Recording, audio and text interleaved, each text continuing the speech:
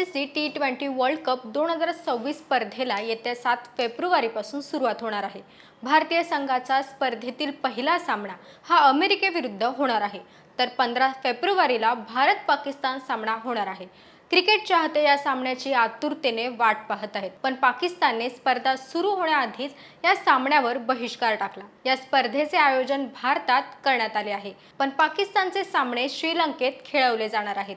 त्यामुळे भारत आणि पाकिस्तान यांच्यात होणारा सामना देखील कोलंबोत खेळवला जाणार आहे, पण पाकिस्तानने हा सामना खेळण्यास नकार दिला आहे।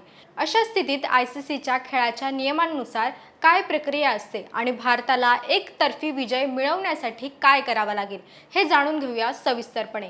नमस्कार, मी मयुरी आणि आपण पाहतात मुंबई आउटलुक। पाकिस्तान सरकारने सोशल मीडियावर पोस्ट शेअर करत भारत विरुद्ध सामन्यावर बहिष्कार टाकत असल्याचं जाहीर केलं।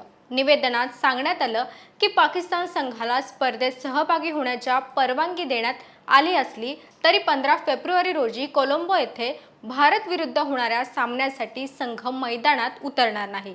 उर्वरित विश्वचषक सामन्यासाठी खेळाडूंना खेळण्याची परवानगी मिळाल्याची माहिती खेळाडूंनी देखील सोशल मीडियावरील पोस्टमधून समजली होती।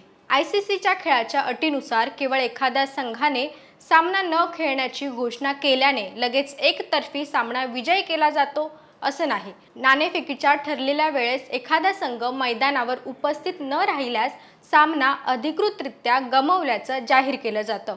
त्या क्षणापर्यंत सामना नियोजित वेळापत्रकानुसारच असल्याचं गृहीत धरलं जातं। ICCच्या या नियमानुसार भारताला सर्व सामन्या दिवशीच्या औपचारिक प्रक्रिया पूर्ण कराव्या लागतील।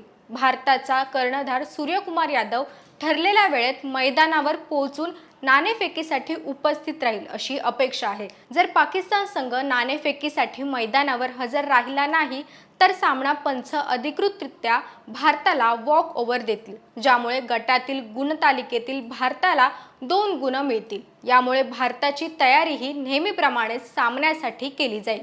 सामना रद्द करण्याचा किंवा एकतर्फी विजय जाहीर करण्याचा अधिकार फक्त सामनाधिकाऱ्यांकडेच असतो।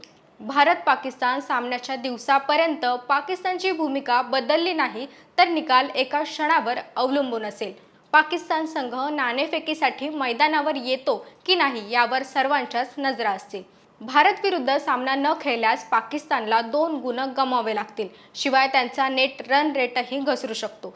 त्यामुळे त्यांना गट टप्प्यातील नेदरलँड, अमेरिका आणि नामिबिया विरुद्ध सामने जिंकणं अनिवार्य ठरणार आहे। यापैकी एकही सामना गमावल्यास पाकिस्तानवर लवकर स्पर्धेबाहेर पडण्याचा धोका असेल।